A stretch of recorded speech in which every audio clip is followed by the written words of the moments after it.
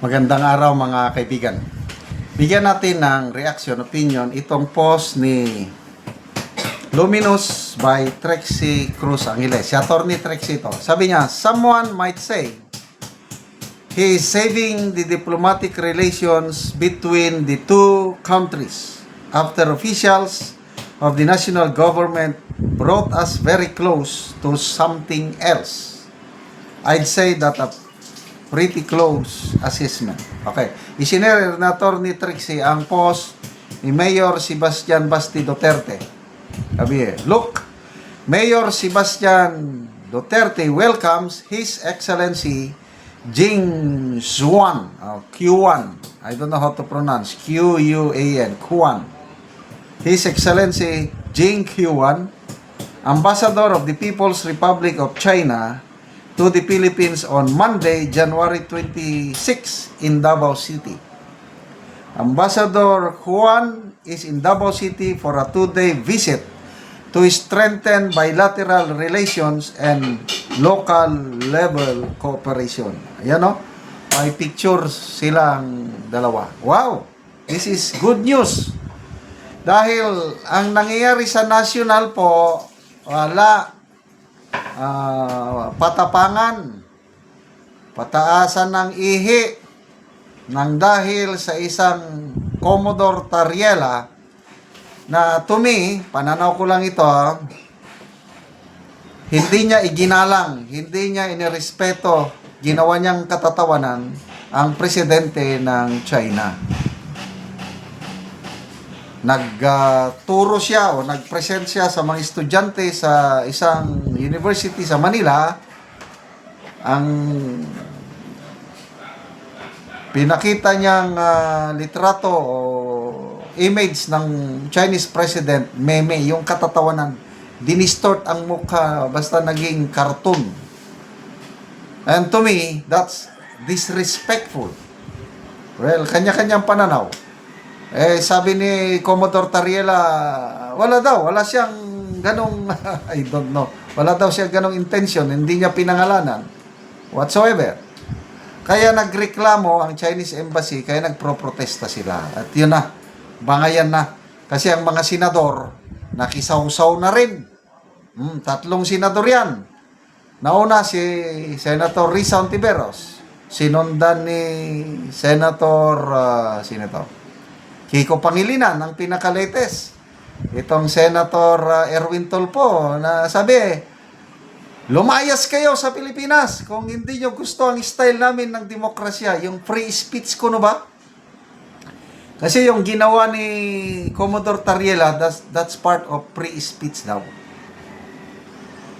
So okay lang sa kanila. But to me, it's not. Hindi maganda ang dating sa akin.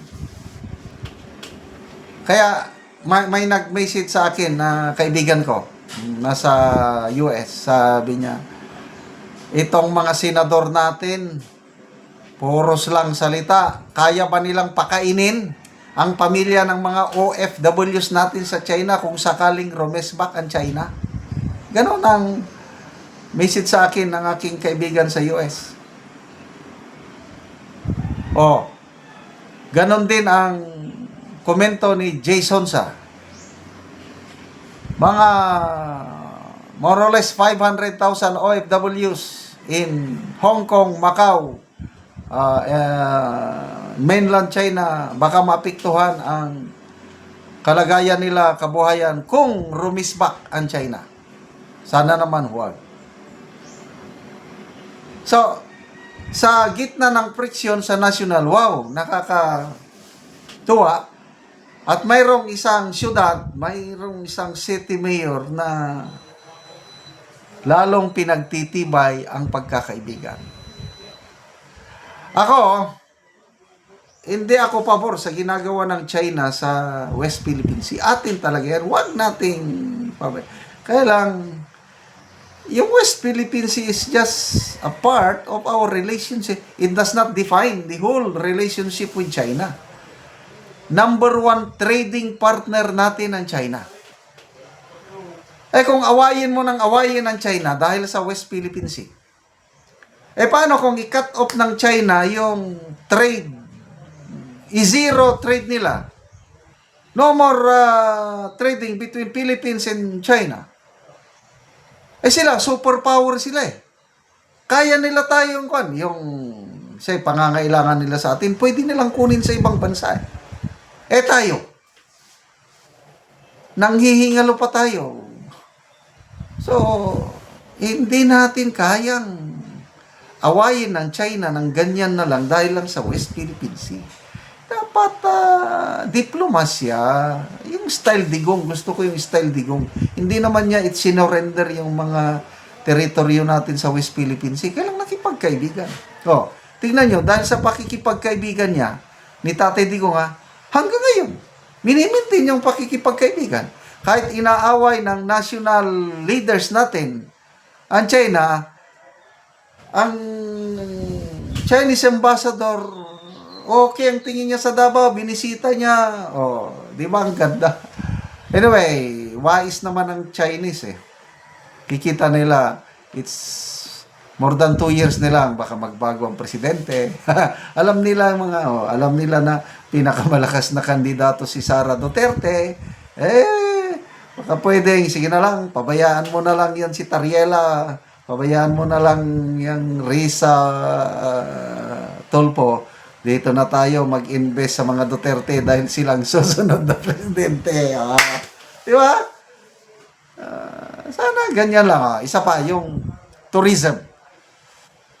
Napakababa ang tourism, foreign tourist arrival natin. Kaya maganda yung ginawa ng Foreign Department of Foreign Affairs natin. Nag-offer sila ng visa-free entry ng Chinese nationals, 14 days. Maganda yun. Para mas maraming mahikayat na Chinese tourist. Kagaya ng 2019.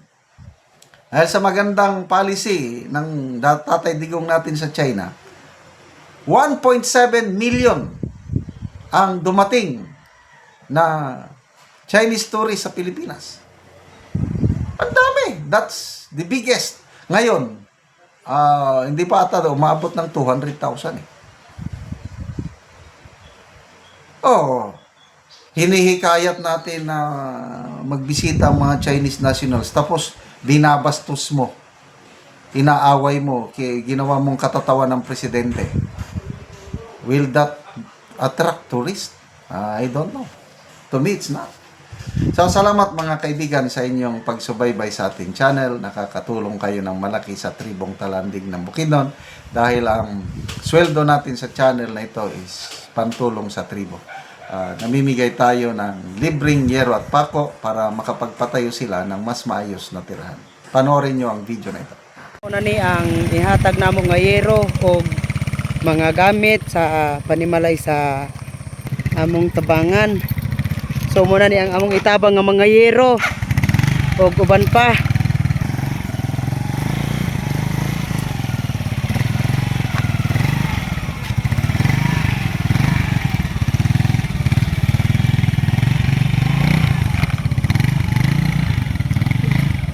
Karon abot na gyud.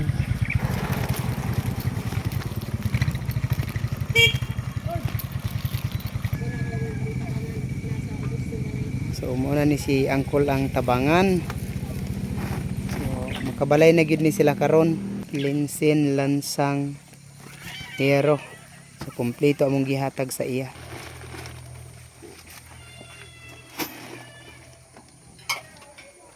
Ana na yan.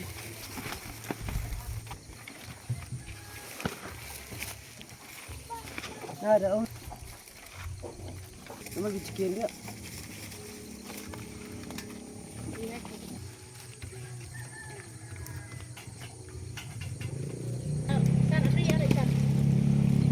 So karon ihatod na gyud sa panimalay ni Angkol ug ni Ante ang among gitabang sa ilaha. So makabalay na sila og doon na pod may gihatag nga mga makatabang sa ilaha nga para sa ilang kahimtang. Payag. Balay na gyud mi kay naanay sin nga natapos panalangin. Maine kay pagbuot ni sa kita sa antingaling nga maabot ng among pangandoy kinabuhi. Oh, so Samo lang pang kamot, wala di mahimo. sumuna ni ang itsura sa mao nga panimalay ilang angkol ug ante nga gitagaan sila og tabang tungod sa ilang kalisod. Nga silupin lang yun in town. Mong balay, o payag day. Muna among kahintang, Muna ni ang ilang kahimtang ilang ante. taon, among atop, Ilang kaldero isa ra ka buok. wala yun. At yun kaya sa Ginoo nga naara gyud nakaabot sa amo nga tabang nga wa namo damha nga karong adlaw gyud naara gyud ay naluoy sa amo nga sa amo kahimtang ngay ani adlaw do mangita taon ako. Salamat kayo te. Salamat